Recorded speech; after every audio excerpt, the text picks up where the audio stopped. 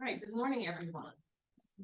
We will call the meeting, the Housing Authority of Travis County meeting to order at 9:35.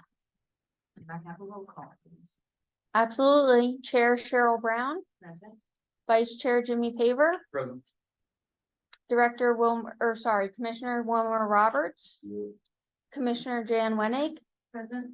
Commissioner Rebecca Weber. Morning. We have a quorum. Thank you. Do we have anyone on the agenda wishing to speak to the board today? We do not. Thank you. Moving on to item number 3 on the agenda. Can I have Move powerful motion to approve the minutes for July 6th. Second. all in favor? Aye. Any abstentions? Moving on to item 4, the executive director reports.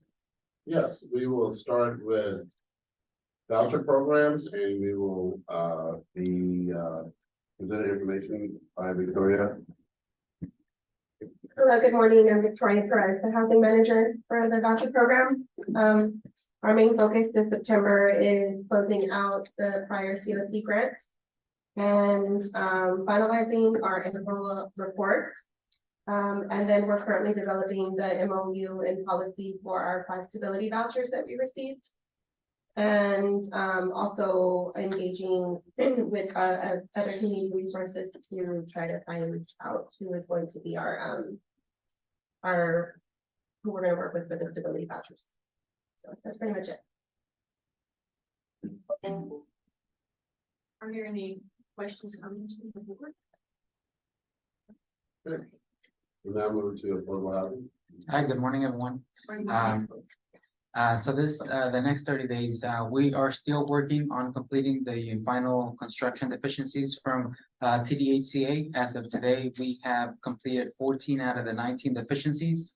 We're currently sitting at 74% as total completion. Out of those 5 still pending, Tom Burkhart from TBC Services will be completing deficiency 2, 11, 13, and 15. As of deficiency number 10, we are waiting on delivery. And that is expected to be from September 6th to September 12th. Although our deadline is September 13th, which is next Wednesday, Tom Burkhart did let me know that he will be completing those deficiencies so that we can be compliant with TDACA and send them that response. I will also be continuing monitoring the Maynardtown stairwell issue. Sorry. Mr. Goodman, yes. Before you move on, Yeah. can you share those deficiencies? Yeah, I'm not sure if you guys have these, and if not, I have printed copies. I can give you guys those as well, if you guys don't mind. I think did we upload those verbally? I thought so, but if you guys. Now, where would they be? Did you upload those? I can see them in the Okay. document. All right, we will upload those verbally. Would you guys like me to get those to you? Yeah, I want to look at it. Touch on them. Yeah. Just, there's not enough. We'll share. Yeah, we'll just get them, but if you could just touch them. So I'm gonna give you guys 2 simple ones. One of them is gonna be, the first one will be the reference. Yeah, we didn't. We have folded. Will be the efficiency list that was provided by TDHCA. So that one is going to be a list of those that I've already completed. I'll attach lectures for you guys as well. Thank you. Yes, good. Thank you. Maybe her update, I need to refresh her. I just didn't know which, I can't recall. I don't remember by number.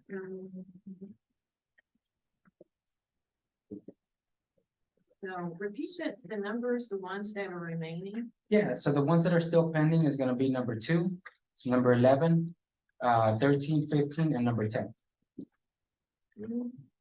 Yeah. 2, 10, 11, 13, and 15.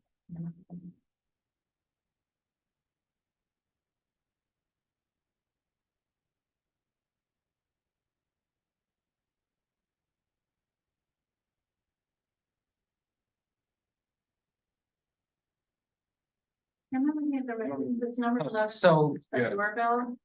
Yes, so it's an ADA, A special doorbell? yeah, the doorbell that, for those ADA, those silent hearing. We are waiting for the parts from the electrician. He's to receive them on Monday, and Tuesday he should be completing the work.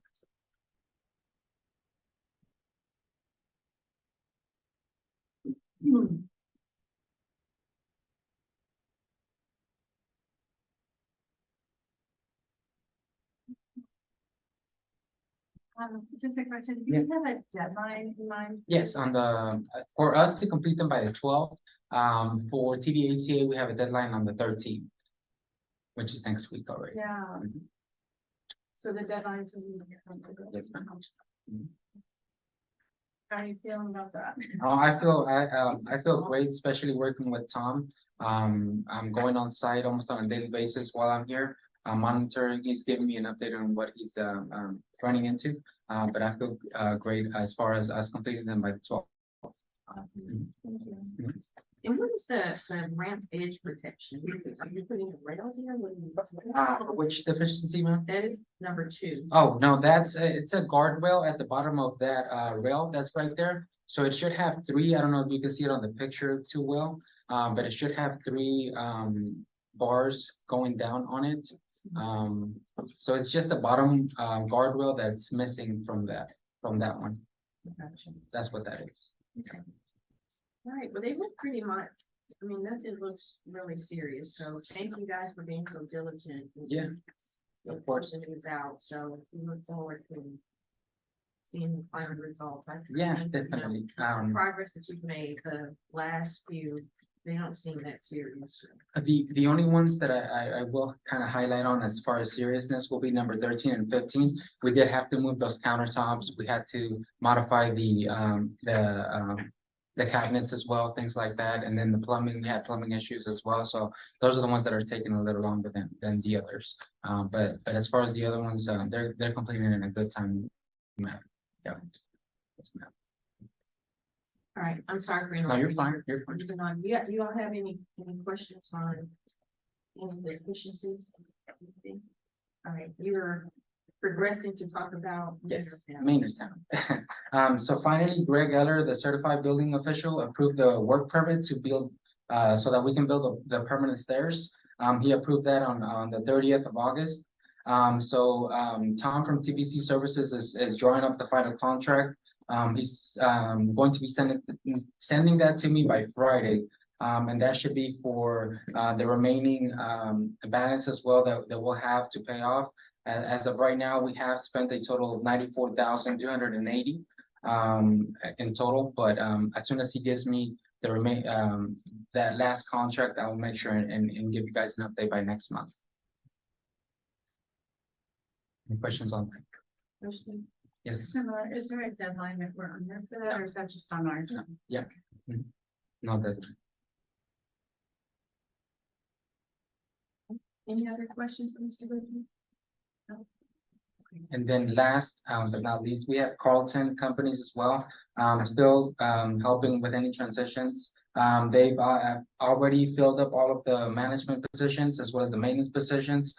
They started with residents meetings as well, which are being conducted on site. Which they are introducing all staff, answering any questions or concerns that residents may have. They have already identified any of the current issues we're facing, which they're currently working on getting us back to standard. With that being said, I do have Carlton here. Here's Larry and his team. I'm just having here for them to present themselves, and if you guys have any questions for them, of course. The report got loaded late, but we'll pull that up on the screen, for you all. And, you introduce Larry first. And then Yes. So here's Larry. Good morning. Larry Frazier, Carlton Management Services, and as Carl suggested, we took management control of these assets July 1st. We're just getting our arms wrapped around them and getting a feel for what we have and what the biggest alligators are, where our biggest problems are, so we can get those resolved and get people taken care of. We have done some resident meetings, which have been very popular. I did want to introduce my operations VP of operations. Laura Sullivan, she's only been with me for 13 or 14 years, so it's hard for me to remember. So then I've got Paula Wells over here, and I wanted you to see her face as well. She's the property manager, business manager for those assets. We're very happy to have her on board. I can answer any questions you may have relative to the transition. So I guess my initial question is, what's your initial reactions in terms of things that you see that are of major concern? Well, we've got some significant physical issues on some of the properties, maintenance related issues, deferred maintenance. Right now, we're looking at pest control, is a tremendous issue according to the residents. We walked 100% of the units. So we've been in every unit on every property, so we know what we have out there. So are there are those major health and safety issues that we need to deal with. We've identified them, we move through them, and the housing authority's been fantastic in working with us to get these things done. Of course, we've got delinquencies, collections are a big issue for us right now, and then resident recertification, which is the process that we have to go through with each resident on an annual basis. We need to make sure that we get that done as soon as humanly possible. So those are the biggies today. The biggies today. Well, we'll be interested in seeing your report. I don't know, do you have a targeted date of a month, I guess, to report your findings to the board? Well, In terms of we'll submit with our financials every month on the 15th of the month. So you get a report from us. We submitted these this month just to give everyone involved one of these problems, which indicates, you know, what the occupancy is, vacancies, etc., major issues, those for the next 30 days, those things that we are doing, so we can keep you abreast of the direction we're headed. We're going to move relatively quickly. Can you just go through, because I don't know if. Yeah, so if you look on the boardable under HATC packet, it's not in the packet, it's below that. It says August report. It's a PDF. So just a high level overview of the properties, if you don't mind. So Maynardtown, for example. Each of them has their own individual issue, but Maynardtown delinquency is an issue for us. We see a number of visible issues, interior, exterior, a lot of interior problems with flooring, paint, cabinets. We see some issues, possibly structural with the exterior patios, and working with Carlos on that. You've got a contractor out there now that we're familiar with, and take a look at that. We've got for that property again, it's going to be a pest control is a major issue. Throughout my notes here so I can see what that pest control is a major issue on all those properties. We've identified a number of housekeeping issues. We have to deal with the residents on those issues. We control the pest control issue, and that's what we're having the resident meetings for, because I want them to know. And I do the meetings. I do these meetings myself because I want to hear from the top of the food chain. You know, I want them to understand, here's what we've got, here's what we're going, here's what you need to do. Because we don't want to affect your housing unless you just absolutely manage us. But we've got to deal with those issues. And those have been consistent across all the properties thus far. Compliance is an issue. I think we've got the majority of the major compliance issues under control at this point. We're waiting for some information back from the HATC and part. OCAF submissions on a number of the properties for rent increases on the RAD units, HUD contracted units. We've submitted that to HUD. We're waiting for them to get back to us on that as well. But what I'm saying, there are dollars focused on the money. Okay. Those RAD units were completely redone. And so is the health issues with regard to pest control.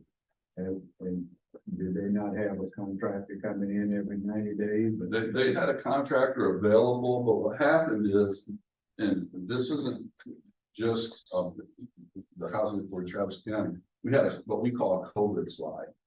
For over a period of several years, residents were like, we don't want you to come in. Right. I've got COVID, you can't come in. You know, all we're going to do is emergency work orders. And that's really what happened, I'm sure, here, because that's what we manage other properties. So you're seeing the result of that at this point. And that's what a lot of this is. Typically, we'll get into the units at least once, or at least 4 times a year. And what I'm gonna recommend at some point to Travis County is that we get a third-party objective inspector to come in and inspect 100% of the building, the interiors, exteriors, you know, all those areas. Yeah, I think Mr. Howard has heard that request. And we've got a company that we work with, that the inspection group that's been around for decades. It's phenomenal. And we'll present you with some reports that are just, you know, to die for from a budgeting standpoint. They let you know what you got, where it's at. They score it like a reactive inspection. It's really very well done. I think we'll move in that direction. We'll recommend that going into 2024. You know, but it's the housekeeping issues are significant. And we've already talked to the housing authority. We're dealing with the residents on those issues, but you have to know, you know, if we can't get residents to comply with basic, you know, keep your home clean, and like, if I state it like this, you can't feed, water, and cockroaches in a given name. If you do, it's a problem for your neighbors and everyone else on the property. You know, because there are people that will live with those things, and we can't allow that. So that's, you know, going to be pushed on the resident side.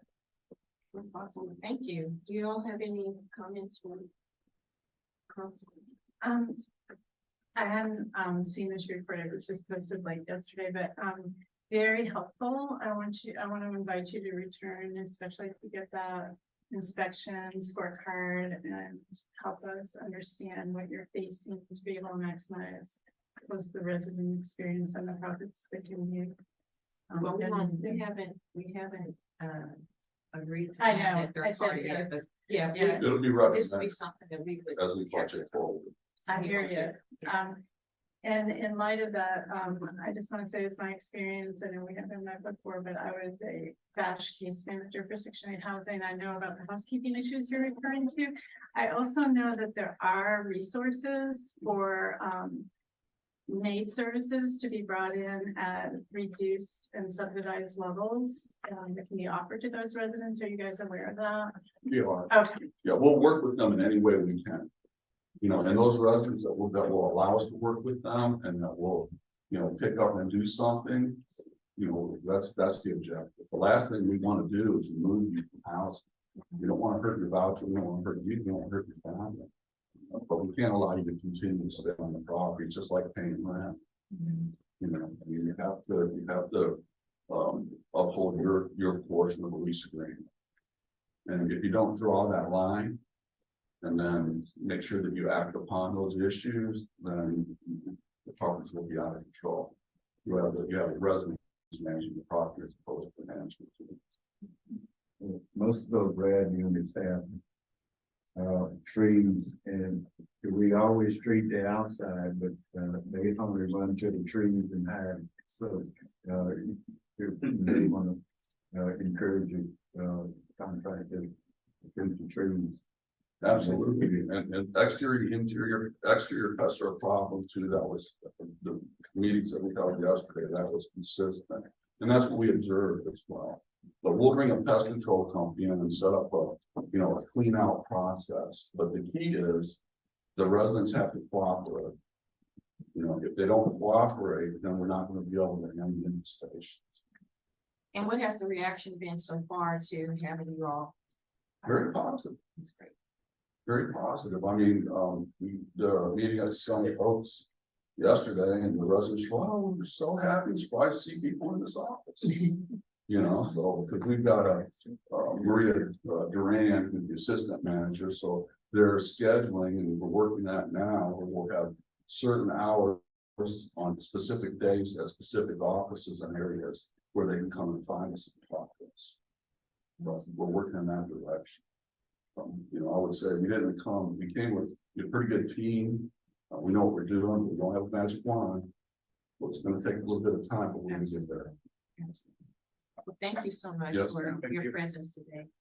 And I would say, one of my requests for Mr. Guzman is, as you see the list of concerns or issues that they have, if we could have something in parallel to show what actions Okay. are gonna be taken to address whatever issues that, Carlton is finding. I think that would be beneficial. Yes, ma'am. Thank you. Thank you. Right. Okay, we're gonna define it, real estate, I'm sorry. Good morning. We are, on Eastern Oaks, we are still working on, putting together the information that, we need to get our, final inspection requested and our 10% that's, retaining to sale pay from TDHCA. I had hoped to have had this taken care of, well before this meeting, but our architect was out of place for about a week and I was under the weather for about a week, so we have gotten behind the curve on this a little bit. However, I was able to provide the architect with the information he needed to start pulling his information together. And we also are coordinating that with our consultant. So as soon as I get the information from the architect, it could be early this coming week. We will provide it to the consultant for a final review, and then she will submit it to TDHCA along with the request for the final inspection. But I will keep you updated on the progress of that as well. Switching over to Mayortown, our slab has been poured. I've got a couple of pictures of that I'll be sending out to you just so you can see that it really happened. I was pleased that our architect was actually up and on site at 4 o'clock in the morning when they did the pour and monitored it. Framing materials. Well, I was out there on site yesterday and took a look at the slab and had a good conversation with the project superintendent. Framing materials will be delivered next week, and framing will also begin next week. So we will start pulling vertical. Construction is currently at 15% completion, and the contractor is submitting his drawings in a timely manner, and we are promptly getting those turned around and paid as quickly as possible. So we don't have currently any challenges that we've come up against, and the project is moving along pretty much as planned. We have lost a little bit of time due to some rain days early on, and then the delays associated with waiting for city approval on a couple of final documents. Other than that, there has been plenty of activity on site and continues to be so. So there was rain in Maynard? Yes, this was way back when we had the. We had the groundbreaking. Oh, okay. Yeah, it's been since then. It took a long time for that ground to dry out. In a while. So things are going well, and if you're ever out there, we certainly invite you to stop by and take a look. But it's right now all you see is a slab with a bunch of pipes sticking up out of the That's ground. exciting though. But That's progress. we are progressing and moving forward. Awesome. And I should just note that at about 50 to 60, 75% completion, we'll start some pre-leasing activities. But we'll be talking to you all about that only because obviously there's a lot of interest on the part of the folks in Maynardtown too, with the different fee structure obviously there. And in our proposal for what we would think, how we would want to handle the situation with those, current individuals at Maynardtown. But we have some money. And I had a email introduction with the representative from the Texas State Affordable Housing Corporation yesterday, who will be overseeing the resident service program that came along with their funding. And I got the contact information distributed out to Carlos and a representative from Carlton. And we have went ahead and scheduled a meeting out for next May, which is still a while out, but we got it on the calendar so that they will know who their contact point is going forward in case they have any questions or need to do any verification of the 2 units that are associated with that funding. That's it. Good news. Thank you. Mhm. Any questions for? Thank you. Thanks. We'll move on to finance. Good morning, So what's included in the packet is the financials for July. That's 7 months through of the fiscal year. So we got 4 more months to I guess this is September, so we got 4 more months to go towards the end of the fiscal year. So one of the projects is to start thinking about the budget for the 2024 budget and also the year-end closing for 2023. So we are already in preliminary discussion with Carlton and give them deadlines to come up with a draft budget for the property. In terms of the financials, Carlton did the financials for July. They took over as of June 30th. So they did the financials and I have incorporated their financial into my format. I'm actually very happy with Carlton because, you know, the transition went very smoothly and their reports are very detailed and even better than, you know, what we had because they bring in a lot of experience and so in the future I can include their reports as a you know as an addendum to my own format. So the properties are running in a little bit of the deficit. You know, Easton, Maynardtown, and Sea Oaks. It's the and I've discussed it with Carlton too. That Sea Oaks is the one that it's kind of concerning because of the vacancies. And I was telling them at least if they get the vacancies, the investors would be happy because Sea Oaks is a tax credit property and it's monitored by the investors on a monthly basis. I have to send them the financials, and so all this time we have been extending funds to that property because it's not self-sustaining. The rents itself are very low. The contract rents that the HUD pays, the subsidy that HUD pays is quite low. And they are working on trying to fill up all the units to have it fully occupied. And even then, I don't know if it would meet the debt coverage ratio of 1.15, but at least we can tell the tax credit the investors that, hey, the property is fully occupied, and then we can go from there about talking to her about giving more subsidy. And how much money are we losing on people who haven't been paid that are delinquent in their? The delinquency is also quite high. I don't have the numbers here, but I can get that numbers and send that to you. I think that'd be great. Okay. Just see what. All right.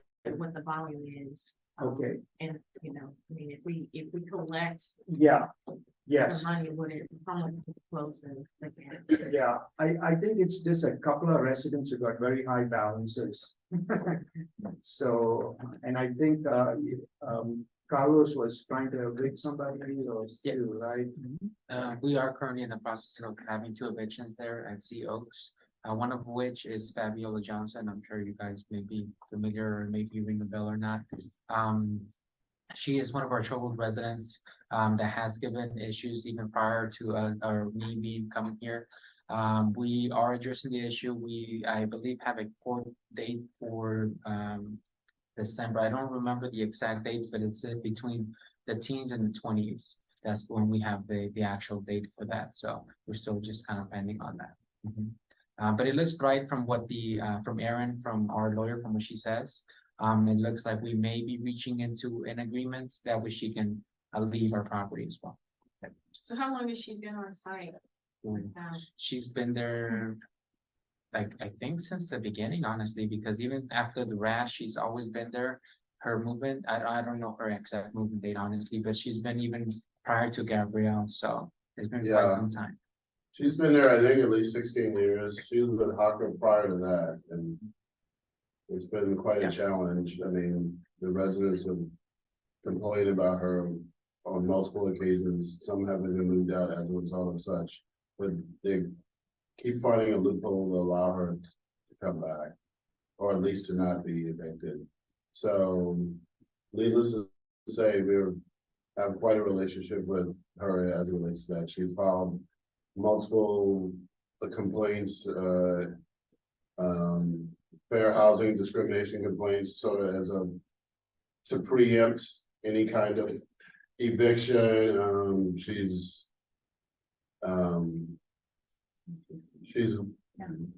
since I've been here, it's been every year there's probably been a case, a situation where she's gone to legal aid, and we've had an informal hearing, and then there's always things that have happened that have precluded her from not being evicted. I'm not familiar with this, so just in a word, the complaints from other tenants or what? Her mowing down their kids with her scooter, her threatening them, spraying them with water, threats. She's been in altercations, she's been arrested. Yeah, I'm not, there's no exaggeration in it. And she's got people fired, she's called CPS with a number of folks. Yeah, those things. So, yeah, so. Okay. So the basis of eviction will be non-payment or behavioral? Right now, it's more of a criminal. The Did most you say criminal? yes, the most recent one was she attacked one of our other residents with a gardening tool. Oh, wow.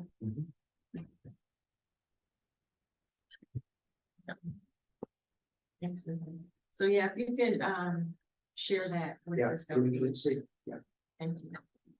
Other than that, I didn't have anything, I can answer any questions. Oh, just I think I'm looking at the right chart on the low vacancy at COX. What would we be getting if it was at our goal vacancy versus what we're getting out? What's the disparity financially? What would it represent if we got? Which property are you? For the COX that you said was the least, Seox? yeah, Okay, Seox, Seox, I think there is like 10 or more than 10 vacancies and see.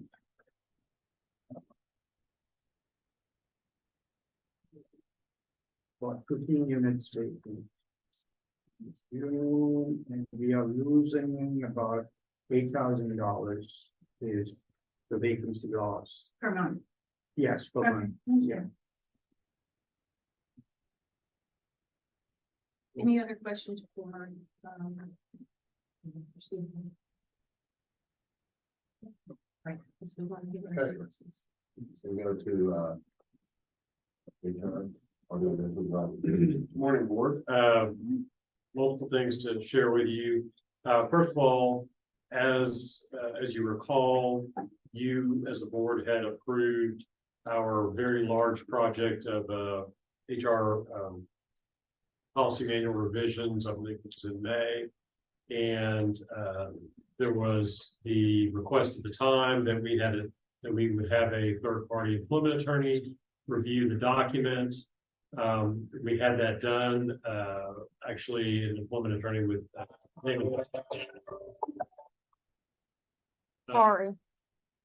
who reviewed it for us and returned a red line marked up version, which actually added or changed very little in the document. There's some beefing up of the at-will employment statements, which is always a good idea. There was the addition of, under the Fair Labor Standards Act, what's called a safe harbor policy relating to exempt payment or exempt employee payment and payroll practices. There was a few very minor changes, or not really changes, but just clarifications on some other policies that would be a word or two here and there. This document, the red line document, is actually abortable. And it's been abortable since we got it back. And if you wanted to look at it, you actually have to go into Boardable and download it if you want to see the track changes. We're not asking you to, approve the document again. I just want to make you aware that these minor changes were suggested. I agree with all of them. And so what we plan to do is just, create a new version, which is, again, very minor revisions go into this. And then we'll require a new acknowledgement form from every staff member. This happened. But if you want to see what the attorney recommended, again, it's in board law. You can download it and see those. Training and development. We've got some really good stuff going on. We actually are kind of getting booked up for the rest of the year. We have Central Texas Food Bank coming in to do a presentation on the 20th, lunch and learn presentation here. We have multiple open enrollment meetings that I'm scheduling with our benefits vendors. We always like to do that every year, and we're kind of getting those booked up right now. We've got a great leadership coach and author, PhD professor with the University of Georgia, who is in the DFW area now, and I've known him for years. He has a new program on empathy in the workplace, and he's tailored something for us that relates to empathy when it comes to dealing with tenants. And we're going to have him in pro bono. This guy charges very high speaking fees, and I got him to agree to give us a presentation here in November, and I believe it's the 4th, but I will get back to you on that because we'd like to invite the board members too. It's going to be a great presentation. This guy's good. His name's John Southard, and he's going to come in and do this for us and for free. So it's a nice benefit. We're also continuing with the HATC in the community series. We have Hispanic Heritage Month event scheduled for the 29th of this month. It's going to be at the Public Library Southeast. And stay tuned for more on that, unless Patrick knows something I don't know on these. He wants to share it now, but I don't think he does. I can. So Southeast Library, the library system, we have a good partnership with them. Had already been planning an event. And so we're going to be co-marketing their events that are already planned for the month of September 15th through October 15th, which is Hispanic Heritage Month. This is also down the street from Eastern Oaks. So we see many opportunities there to sort of take full advantage of things that are happening in the community, things with one of our neighboring communities as well, in addition to highlighting the cultural heritage and enrichment of the Hispanic people. So yeah, it's going to be a great time. We'll have some details and send you all those as soon as we finalize that. And we try to be strategic on where we hold these, and the great partnership with the library kind of lets us pick and choose on that. We're also going to be holding on October 20th. I'm sorry. Yes, October 20th, a cancer awareness event. That's a part of the HATC in the community. Of course, we will, and I'm not sure where that's going to be yet. Madeline may know. I'm not sure if we have that booked yet, but we will get you all the information on that. So October's going to be pick out month for us. We're going to be partnering with a couple of organizations, again, highlighting the fact that we have folks from our own population that have struggled and overcame breast cancer. And we did this a few years ago. We did a fundraiser as well. Maybe some of us participating in the walk. So we will let you all know about that. We're still working on details. And other than that, HR wise, just general employee relations issues, systems revision and implementation internally. And the rest of my report will be normally devoted to the foundation. I'm going to defer that to the foundation meeting where you all attend that. So that's all I have. Thank you. Any further discussion? Let's move on to item 5 on the agenda.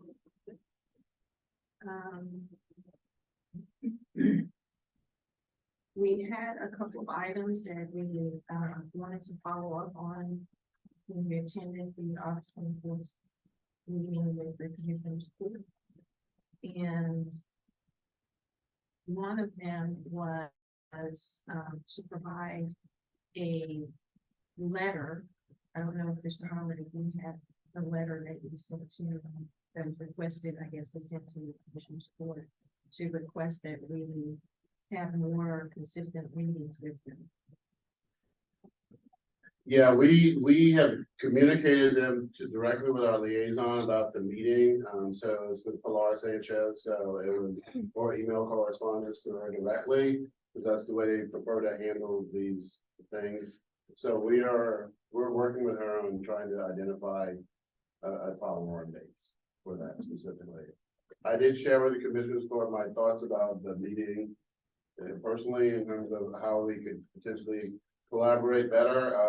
I spoke to Commissioner Howard just this morning about the desire to look at developing a comprehensive, we're going to call it the county's version of strategic housing blueprint, but we'll come up with something better in terms of the name. But she will probably take the lead in trying to advancing that as an idea. I mean, the concept's floated around for years. About 4 years ago, we worked with the county on started talking about a policy, and then essentially the county's PID policy discussion kind of trumped the discussion specifically about generally affordable housing. But she is speaking about bringing that back to focus in terms of ideally kicking off an initiative where we would develop a countywide blueprint and us being at the table.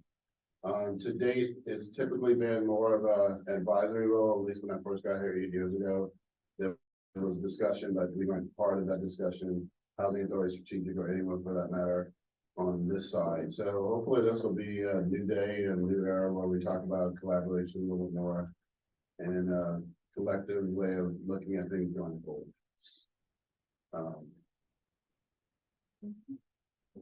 Just a follow-up question. So the prior effort put in place a blueprint, did that result in a draft? So it never really got off the ground? So the county has a housing policy, and I think when I got here 8 years ago, they were talking about sort of expanding that policy, expanding that process. The person that was heading it up moved over to economic development and strategic planning, I guess it was called. So they started focusing more on their PID policy and housing as it relates to within the PID. So it kind of took on a different direction, and it wasn't global in terms of the approach. We've done a couple things collaboratively. We did a corridor study, we paid for, and we contributed to that, but there's been no sort of comprehensive kind of effort to do that to date. So no, it didn't result in any sort of draft or core values and goals as you would normally see in that type of document. So it didn't get nearly that far. The corridor study, though, the county did that and the housing authority, us We contributed to that, yeah. And was there some result of? Yeah, I can provide it to you. I mean, I'll be honest with you that, it wasn't very as informative as folks would like. The city had undertaken, a similar effort. And this is during the same time where organizations were required to do the affirmatively furthering fair housing, issue, and which was eliminated with the Trump administration, that we weren't required to do the fair housing, study. So that was during that period. I'll go back and see if I can resurrect what happened. I mean, obviously it's years old now, but there was something that was produced. And it was the same consultant that they worked with. I think the name was BCC, and they were working with the city working on their effort too. So I will look for that. But it didn't really inform that. The idea was that it would really basically inform us about where we would want to concentrate developments ideally, but again, that's information is as good as when you produce it, you know what I mean, in terms of some of the markets information, but I will go back and see if I can resurrect the document and circulate that. We'll put it on board. But what Commissioner Howard is contemplating is what exactly? Yeah, so I'll share with you, I sent a letter to the Commissioner's Court from me as a distance, for my position, not as representing the organization's interest, with some thoughts about what I believe we could do as organizations to work collaboratively. And one of the recommendations was that we come up with our own version of the complaints, essentially.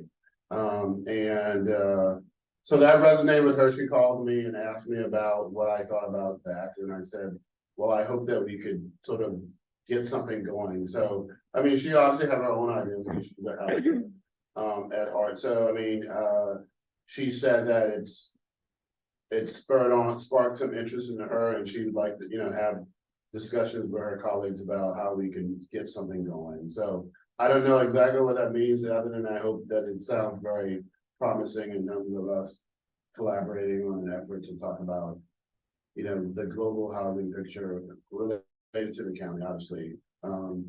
As you all know, Housing Works has presented to both, I think this preceded you to be here, but Housing Works came and spoke to us.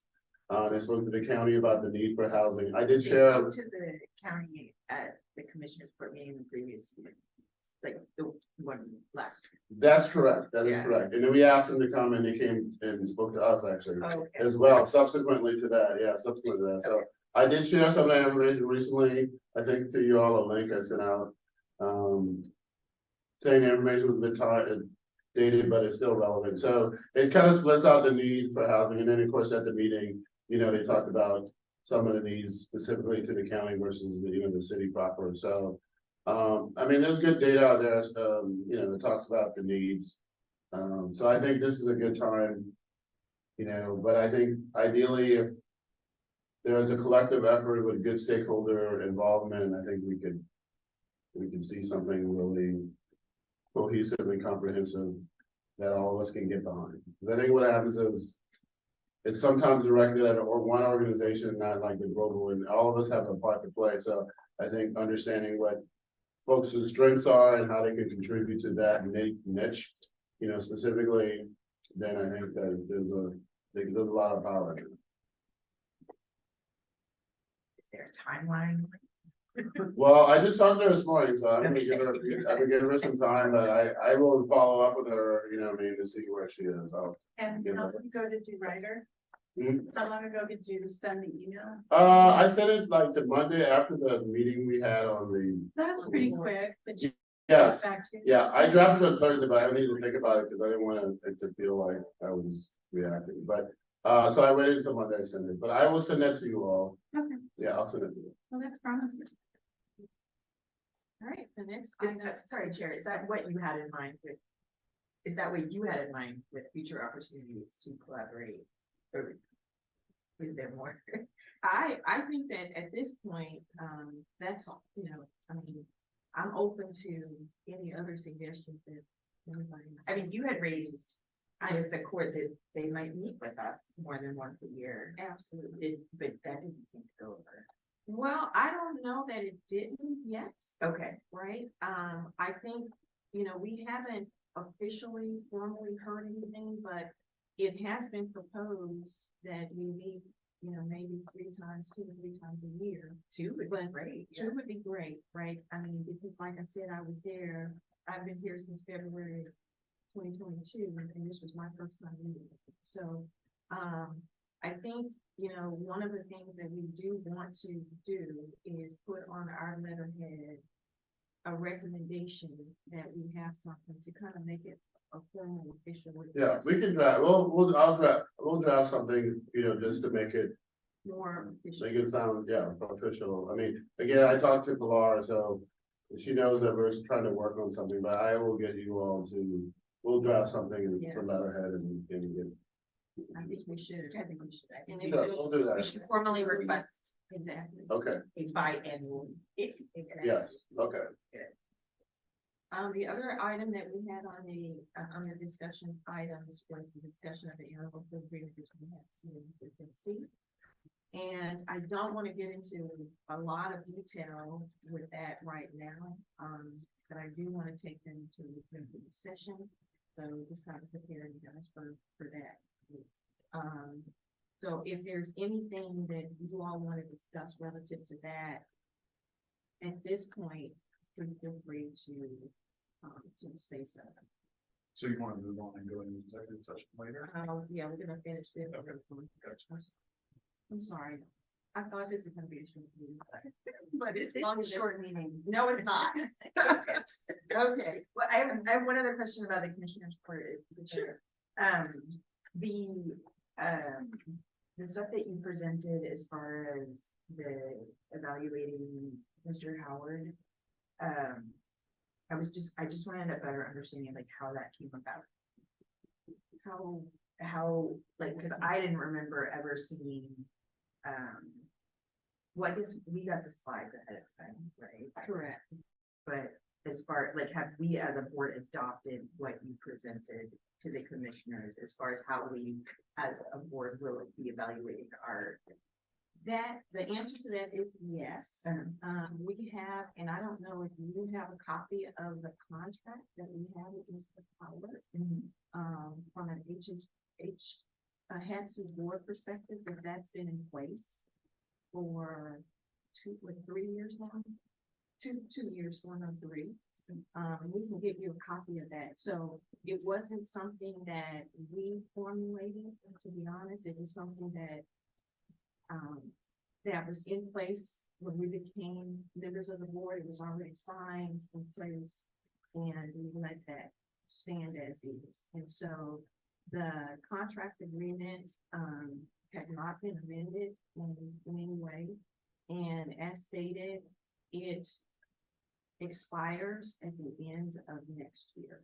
So we can give you. So our contract, hiring Mr. Howard says how he will be evaluated. Correct.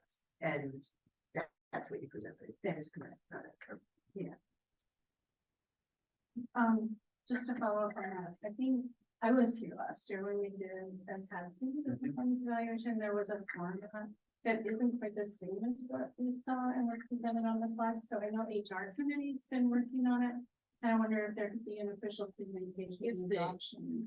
it is the same. I think as presented. The only thing we can show you, The only thing that changed was the numbering system. Last year, it was, 1 was an excellent and 5 was poor. And so it was just reversed. Okay, that's all that happened. And the column of performance indicators maybe was fleshed out a little differently. That's correct, that's right. So let me So I say, just wonder if we should- yeah, so if I may, so of course, this is for PowerPoint, right? So it was embellished, and when I made it that way, I'm saying it was made up. It looks different because it wasn't the form. But you're right, the measures were included because we were asked to further articulate what that would look like in the form of a measure, which was not included in the evaluation tool that was adopted for me. So they asked me, could you create measures, even though they weren't measures? So those are not necessarily codified. The measures that were included, I was asked by the commissioners board to include measures. So what? Via Ms. Pilar. So there was factors, That was, you were asked to present. A right. specific format. And we sent them the actual obviously again, for PowerPoint, we didn't send them the form, we created it in bullets and tables. And I was asked that, could you spell those factors out in the form of measures? And there weren't measures in my form, so I created those, you know what I mean? So they aren't necessarily codified now. The So, measures Or specifically. adopted by. That's correct, that is correct. Okay. Okay. The factors were, but not the measures, that is correct. Because I was asked to give examples of what measures would look. So I did. So I will recreate that in non-PowerPoint and put that together, and I will give you the form and include those measures to see what those look like, and then you can decide. so what we did last year, is in terms of measurements, we had the evaluation form that we had in place.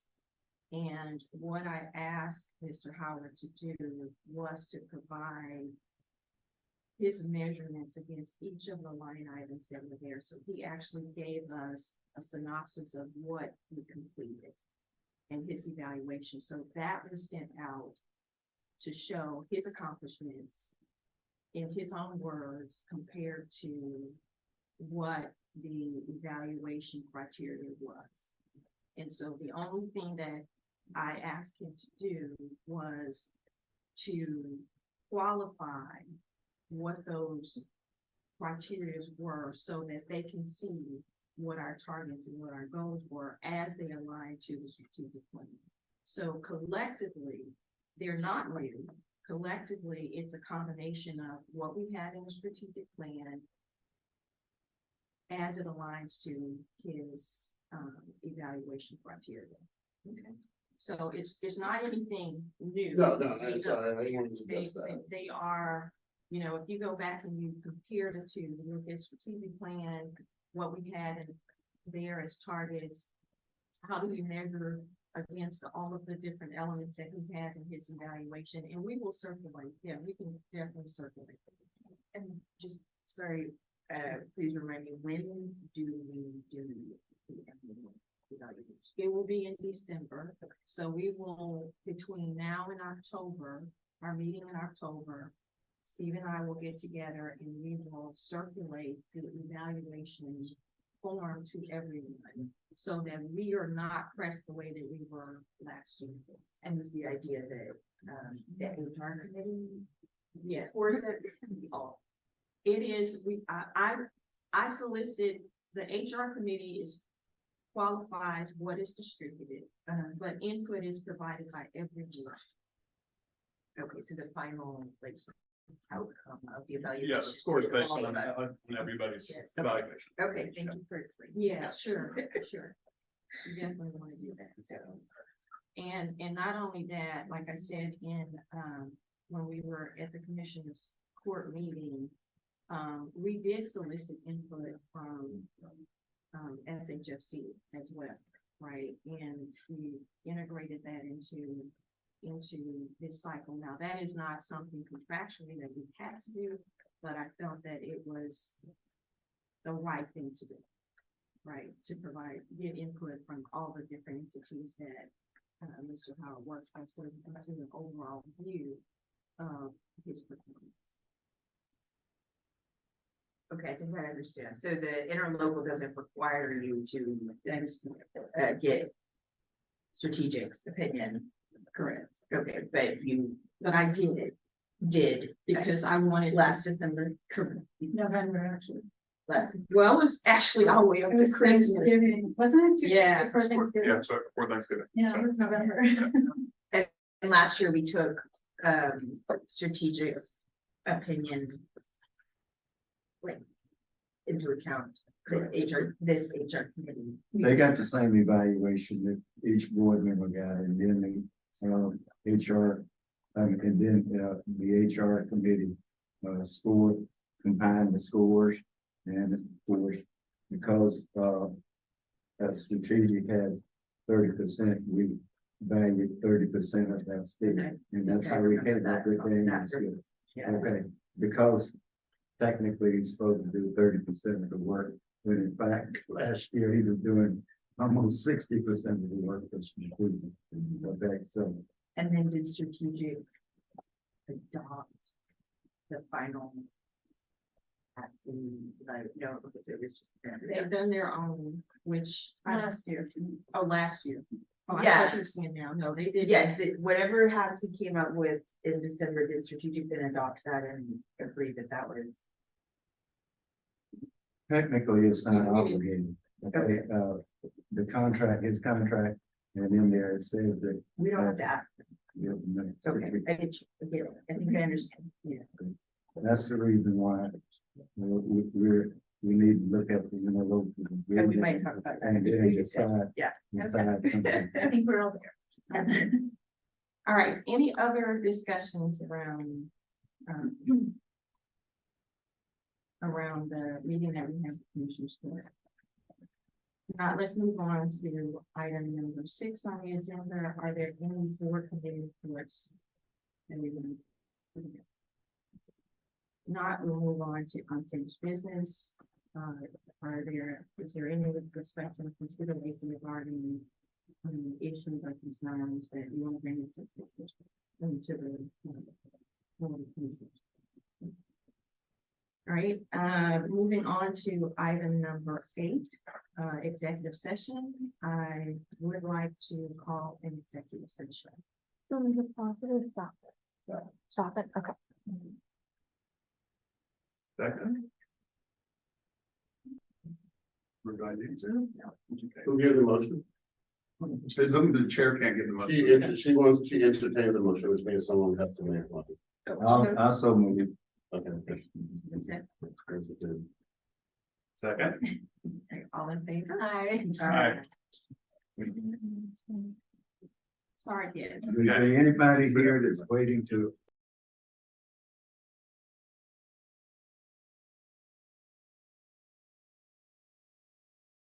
Hoffman, we are calling the HATC meeting back to order again. Can I have a roll call? Absolutely. Chair Cheryl Brown, Present. Vice Chair Jimmy Paver, Present. Commissioner Wilmer Roberts, Present. Commissioner Jan Wenig, Present. Commissioner Rebecca Weber. Here. Chair, could you state the time? The time is 11:24. 11:20. Is there a motion to adjourn the meeting? So moved. A second. All in favor? Aye. Any abstentions? Thank you. Okay.